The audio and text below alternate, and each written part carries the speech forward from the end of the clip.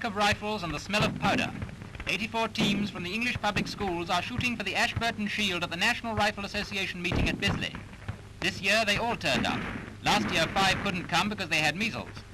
The cadet corps of each school sends a team of 8 men, and they have to shoot twice, first at 200 and then at 500 yards. Here are the targets. Watch the marker signal the score of each shot.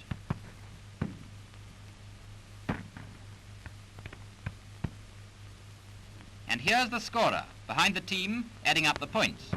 There was a good light all day and not enough wind to blow the shots off the mark. Marlborough College finished early with a score of 499, and there was a distinct possibility that they might be passed by Winchester, who had not then finished.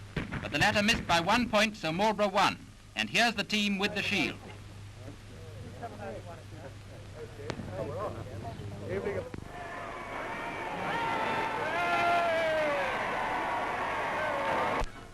When a police constable goes off duty, does he go home to sleep? Not a bit of it. He practices for this kind of thing, the annual Metropolitan Police horse show at Imber Court. Lots of cars were seen exceeding the speed limit on this day, but there wasn't anyone to stop them, because all the gangsters were here, carrying out complicated evolutions in company with the mounted police. His Royal Highness the Duke of Kent was there too. He was received by Lord Trenchard. After a few more tricky musical rides, a guard of honour of lances is formed for the motorcyclists. The bobbies were so busy they didn't arrest anyone, or did they? His Royal Highness the Duke of Kent presents the prizes and congratulates the men on their fine display.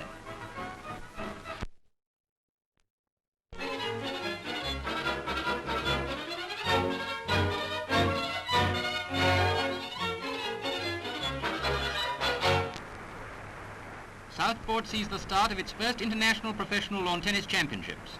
This tournament has been arranged by Bill Tilden, the famous American player, and he opens the play in a match against the Frenchman Martin Pla.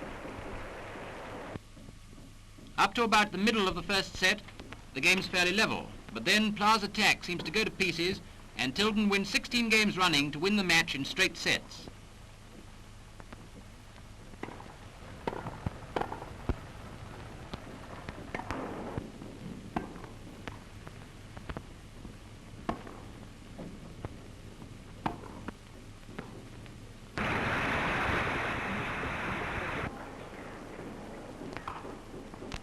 Other famous players taking part are Ellsworth Vines, former American Wimbledon champion, Nusslein of Germany, and Burke of Ireland.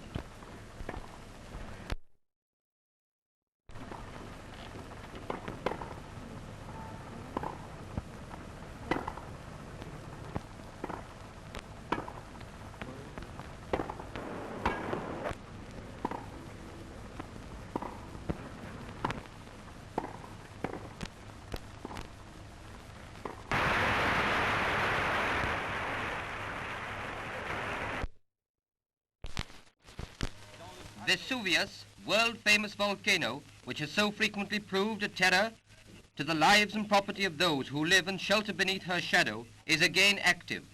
The crater has opened again, and once more she is in eruption. But this time the inhabitants of the villages of Sicily need not be uneasy. It is a minor eruption, and the scientists say that it's a blessing in disguise, for Vesuvius is getting rid of quantities of gas and lava that, a few months ago, might have made a more gigantic eruption that would cause loss of life.